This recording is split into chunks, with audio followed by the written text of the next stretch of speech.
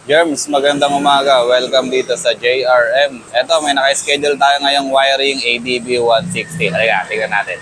Eto, kasalukuyan ang inuumpisahan ni Bombay tanggalin yung crash guard para hindi natin maapektuhan yung kanyang PPF.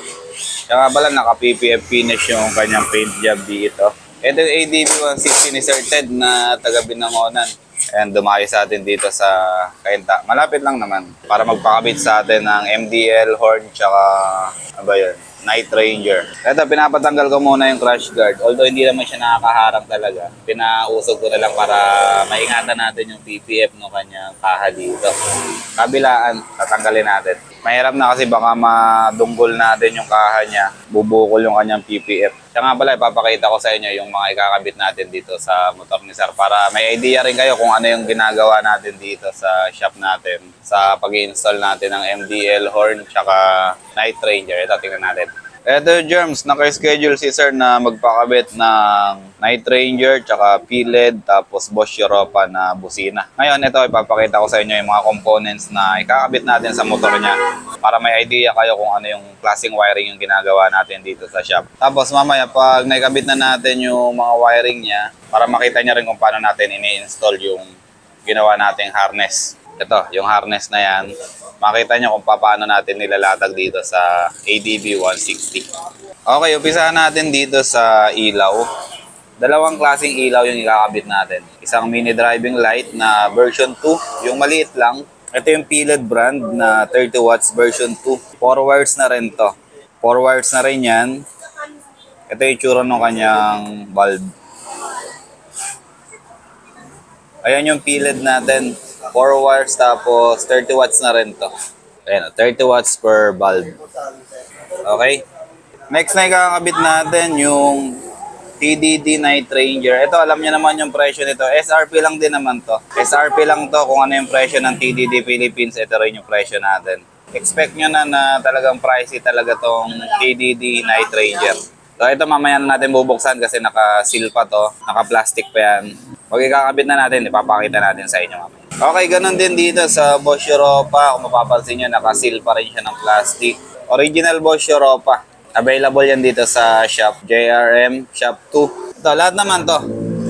P-LED, Night Ranger, tsaka Bosch Europa. Available ko dito sa shop. Meron din naman tayong ibang mga busina dito. Ito, kagaya nito. Pia. Tapos meron din tayo dito isang klaseng Night Ranger. Ito, yung AXL. Night Ranger din yan. Kamukha ng TDD Night Ranger. Okay, balik tayo dito sa harness. Ito yung pinaka-harness natin. Ito yung ilalatag natin sa motor ni Sir. Ngayon, ipapakita ko sa inyo yung mga ikakabit natin. Ito yung 3-in-1 switch. Ito yung hollow switch na merong bracket. Ito talaga yung nakadesign sa Night Ranger para makompleto niya yung 7 modes na ino-offer ng Night Ranger. Dito kasi natin i-combine yung ilaw. Ito sa tatlong switch na to. Ang tawag dito sa amin, 3-in-1 hollow switch.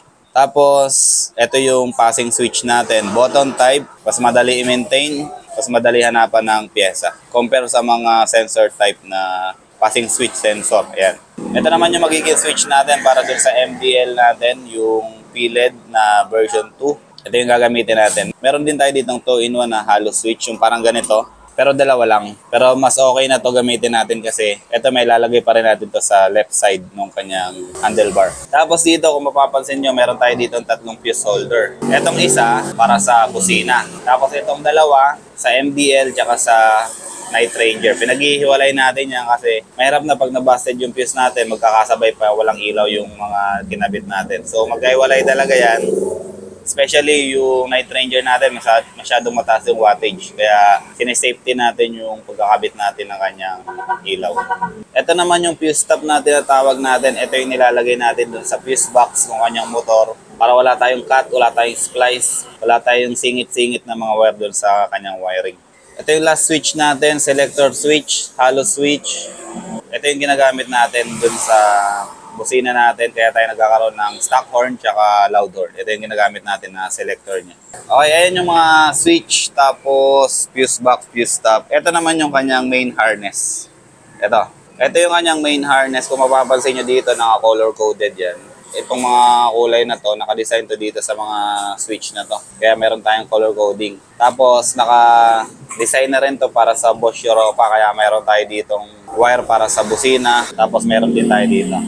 Kasi yung Europa natin, isa sa taas, isa sa baba. Tapos yung kanyang stock horn nandito na rin. Tapos ito yung dulo nito, ito na rin yung papunta dun sa battery. Kaya kung mapapansin nyo, puro terminal din yan. Kasi mag-limit yan dito sa mga terminal na to. Female tsaka male. Okay? So mamaya, babalik tayo. Papakita ko sa inyo kung paano natin nailatag yung mga wiring natin dito. Bye!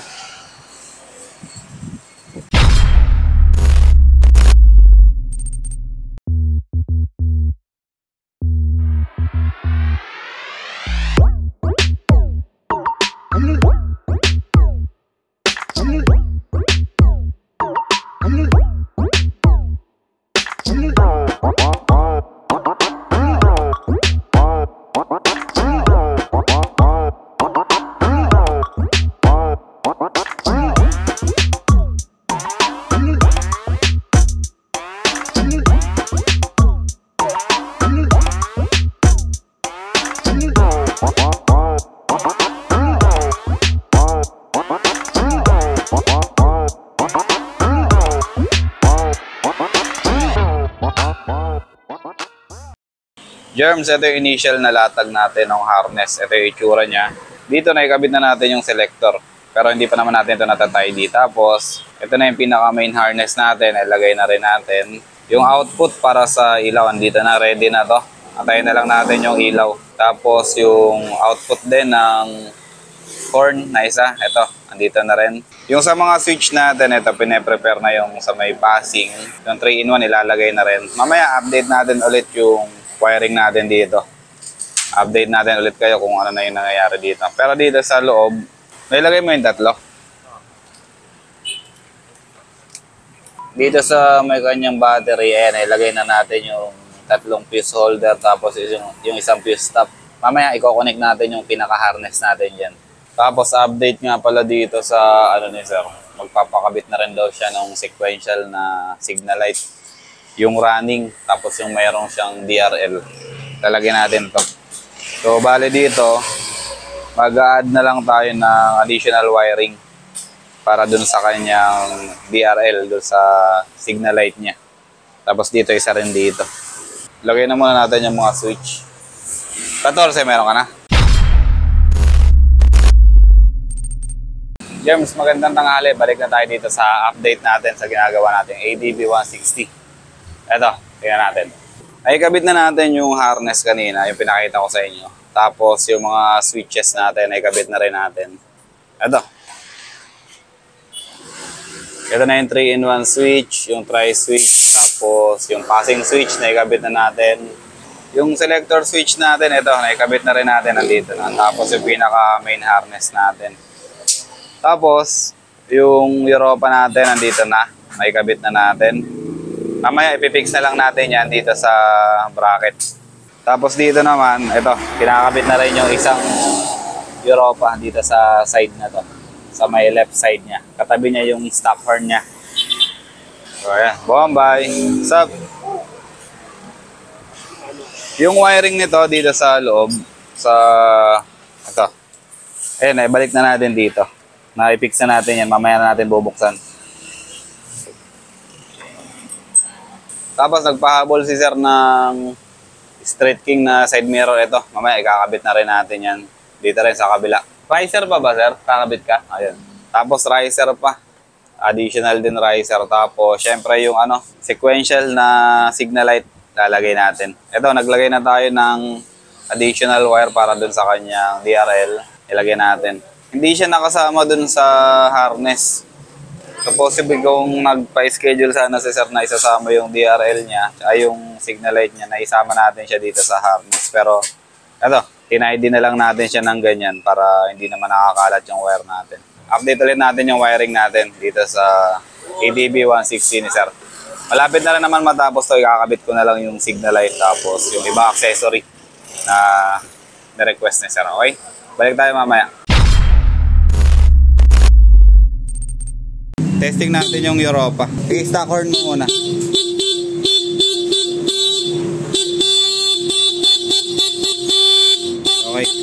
Okay na, sige. Europa naman.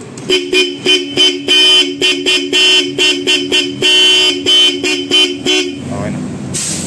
Sige nga, sample natin yung ano, yung piled. High and low lang. High and low muna. High, tapos low. Okay. Sige. Passing. Okay. Yung Night Ranger. Buksan mo lahat ng Night Ranger. Yung switch ng Night Ranger, buksan mo lahat. Buksan mo. Pailawin mo lahat yan.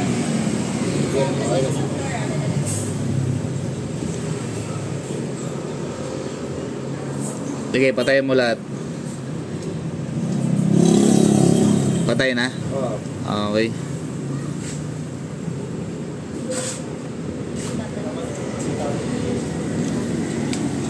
Okay na.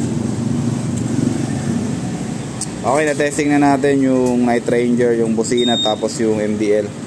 Bali, gagawin naman natin yung sequential na ano, signal light. Harap tsaka likod.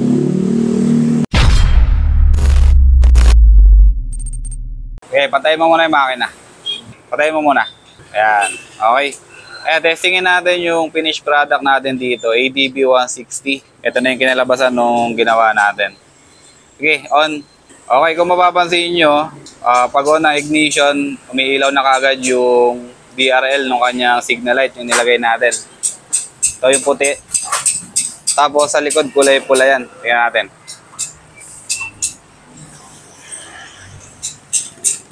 Ayan yung pinaka DRL niya or yung kanyang park light. Sige, signal light mo nga, kaliwat kanan. Okay. Tapos yung ano, yung MDL. Ito yung high niya, tapos low. Okay. Night Ranger naman. Night Ranger. Patayin mo yung MDL. Night Ranger low, dilaw. Ayan.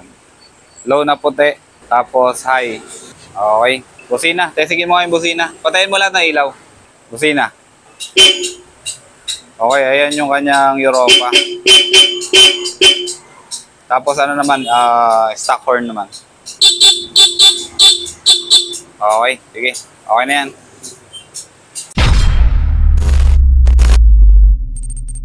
Pero, demo ko na lang sa'yo muna ha. Bali yung ano mo, yung ito, yung DRL, yung pinaka park light niya. Pag nag-on ka ng ignition mo, automatic mag-on din yan. Pati ito yung nasa likod, yung kulay pula. Ah. Tapos, signal light niya, tingnan mo yung ano, yung running niya. Buo yan. Buo hanggang dulo. Kabila, ganoon din. Sa harap, ganoon din naman, parehas lang. Tapos, ang switch na nilagay natin dito, bali, 4. Isa dito sa loob yung selector. Tapos, passing button type siya. Tapos, 3-in-1 switch dito. Tapos, yung tri-switch. Itong tri-switch para sa MDL. Ito yung low niya, yung sa baba. Ang low mo dilaw. Pinarehas ko na sa low dito ng MDL. Ay, ng Night Ranger. Para pag pagi siya, pwede ka mag-low parehas dilaw. Meron ka naman low dito na puti. So, may choice ka pa naman.